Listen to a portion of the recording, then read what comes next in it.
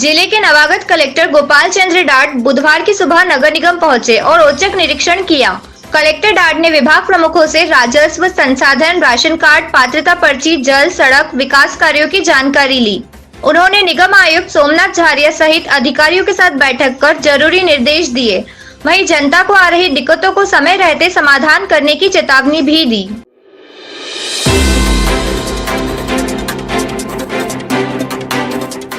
ग्राम दंतोड़िया में सोयाबीन की फसल अफलन हो गई है। किसानों को भारी नुकसान हो गया है।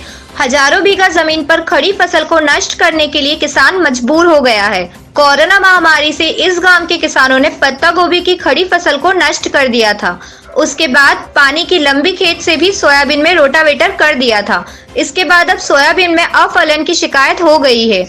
इस साल गांव के किसानों को भारी नुकसान उठाना पड़ रहा है। इस गांव के किसानों को सरकार की ओर से आज दिन तक फायदा नहीं मिला है। गांव के किसानों का सब्र का बांध टूटने लगा है। किसानों ने ऐलान कर दिया है कि अगर प्रशासन की ओर से सर्वे करके फसल बीमा योजना का लाभ नहीं दिलाया तो किसानों को आंदोलन की राह पकड़ना पड़ेगी। किसान नेता सुरेश पाटीदार ने बताया, किसान बहुत परेशान हैं और अब आंदोलन करने पर मजबूर हो गए हैं।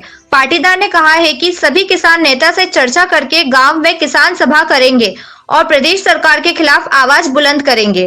ग्राम सेवक के द्वारा फसलों का निरीक्षण किया गया है। फसल चौपट होने पर किसान ने बताया, ये करीबन 10 से 12 बीघा की सोयाबीन थी और पूरी तरह से खत्म हो चुकी है। कितना खर्च हुआ इसमें? करीबन 7 से 8 हज़ार रुपये बीघे का खर्चा हुआ, बीज से लेकर दवाई वगैरह सभी। अच्छा, अब आगे क्या करेंगे आप? आगे क्या करेंगे, कुछ भी कोई सरकार वगैरह कोई ध्यान नहीं दे रही है इस पे, और बीमा कंपनी वगैरह कोई भी नहीं आके सर्वे कर रहा है, तो क्या करें अब, पूरी तरह से बर्बादी है।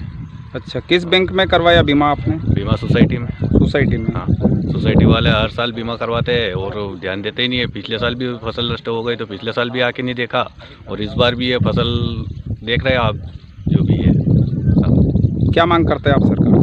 मांग क्या है, इसका मुआवजा तो मिलना चाहिए। जो बीमा वगैरह लेते हैं, हर साल राशि कटती है बीमा की, तो बीमा की राशि तो मिलना चाहिए।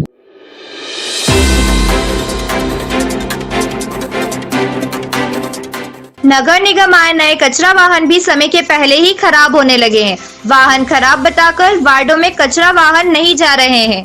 निगम का एक कचरा वाहन खराब होना बताकर चालक वाहन नाहरपुरा में बीच सड़क पर ही खड़ा कर चला गया। बीच सड़क पर वाहन खड़ा होने से जाम लगता रहा। करीब 1 घंटे बाद निगम का दूसरा वाहन आया और उक्त वाहन को खींचकर ले गया। क्षेत्रीय नागरिक बताते हैं, निगम के वाहन से यहाँ कचरा डाला जाता है, जिससे कचरे का ढेर लगा रहता है।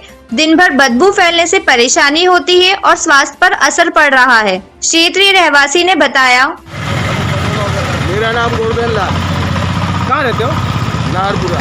नाहरपुरा। ये कचरा कितने दिन से पड़ा हुआ गाड़ी के? कई दिनों से पड़ा है, 5-7 दिन से पड़ा। इसको कोई उठाने नहीं आ रहा है? नगर निगम कर्मचारी? हाँ, ये सामने है। यहाँ पे कौन कौन कचरा फेंक के चला जाता है? क्या मालूम कौन फेंक दिया, सब रात को सुबह जल्दी। टेक्निकल प्रॉब्लम आ रही है। अभी एक वाहन को आपको खींच के भी ले जा रहे थे पीछे से। हाँ, उस वाहन में कुछ मिस्टेक थी, उसमें कुछ आ गया, तो वो देखते हैं क्या होता है। मैंने फ़ोन लगाया। किसको फ़ोन लगाया? हेल्पर को फ़ोन लगाया। मैं फिलहाल कितने साल से नगर निगम में काम कर रहे हो? 2016 से। ये तो नया वाहन है, इसके बाद नहीं, इसमें कुछ भी नहीं है। नया वाहन भी है तो टेक्निकल कुछ हो सकता है, ऐसा कुछ नहीं है। आए दिन वाहन खराब होते रहते हैं नगर निगम में, क्या कारण है? कोई कारण नहीं। जैसा सुनने में आया कि नगर निगम के कर्मचारियों को नए वाहन दिए तो ये भाई खराब वाहन चालू बंद हो जाता है। मशीनरी चीज़ है, अपन इसमें कुछ बोल थोड़ी सकते। कुछ मशीनरी चीज़ है, अचानक कोई हो गया कर। अभी मैं कुछ छेड़खानी कर नहीं सकता हूँ इसके अंदर एकदम। क्या नाम है आपका? मेरा नाम धीरज है। कहाँ से ला रहे हो इसको? वाट से आ रहे हो, काम करके खड़ी करने जा रहा था निगम।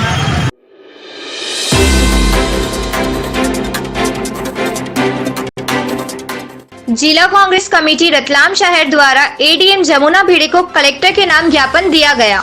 ज्ञापन में प्रकाश नगर रेलवे फाटक के करीब 40 से 50 वर्षों से निवास कर रहे निवासियों को रेलवे द्वारा 7 दिवसीय नोटिस देकर मकान तोड़ने के संबंध में विगत 17 अगस्त 2020 को नोटिस देकर अतिक्रमण हटाने को कहा गया है।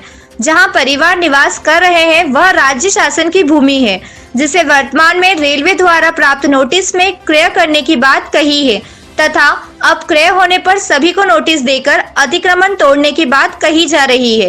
कांग्रेस ने ज्ञापन में कहा है कि सभी परिवार निम्न गरीब श्रेणी के तथा अनुसूचित जाति के हैं, जो विगत 40 से 50 वर्षों से अपने स्तर की सुख सुविधाओं के साथ निवास कर रहे हैं। ऐसी परिस्थितियों में जब राज्य शासन से किसी भूमि को रेलवे ने क्रय की है, उक्त भूमि को खाली करवाने का भी अधिकार राज्य शासन का ही है। इन सभी परिवार को यदि वर्षा काल में हटा दिया जाता है तो ऐसे मौसम में यह लोग कहां जाएंगे तथा इन्हें ऐसे में कहीं भी रहने की जगह भी नहीं मिलेगी, जो कि अमाननीय है। इस कार्रवाई को तत्काल रुकवाने की कार्यवाही करनी चाहिए। शहर कांग्रेस अध्यक्ष महेंद्र कटारिया ने बताया, हमारे वार्ड क्रमांक 1 के पार्षद भाई हितेश जी पेमाल इस क्षेत्र में जो रहवासी हैं, ये रेलवे फाटक के समीप निवास कर रहे हैं और विगत करीब 40 से 50 वर्षों से वहाँ लोग ये निवास कर रहे हैं। वर्तमान में पिछले अभी करीब 40 वर्षों से वहाँ लोग ये निवास कर रहे हैं। विगत दिनों रेलवे ने एक इनको शॉर्ट नोटिस देकर उस जगह को खाली करने का इनको निर्देशित किया है और हमारे इसमें कलेक्टर महोदय से निर्देश था कि चूंकि जमीन राज्य शासन की है, रेलवे किसी भी हिसाब से उसमें निर्देशित खाली करने के लिए, रिक्त करने के लिए निर्देशित नहीं कर सकता है और वहाँ पर इन लोगों का ऑलरेडी कब्जा है। 40 साल से वहाँ परिवार निवास करते हैं और चूँकि मानव अगर हिसाब से सोचा जाए मानवीय आधार पर, तो आप वर्षा काल में किसी का अतिक्रमण हटाने के लिए कैसे निर्देश देते हैं? इस वर्षा काल में आदमी गरीब अपने छत से जब सिर से छत उठ जाएगी तो कहाँ जाएगा? इसके लिए इसको देखते हुए हम लोगों ने आज यहाँ पर एडीएम मैडम को यहाँ पर दिया है ज्ञापन और उनसे मांग करी है कि इनको कम से कम अभी कुछ समय दिया जाए और इनके लिए वैकल्पिक व्यवस्था की जाए।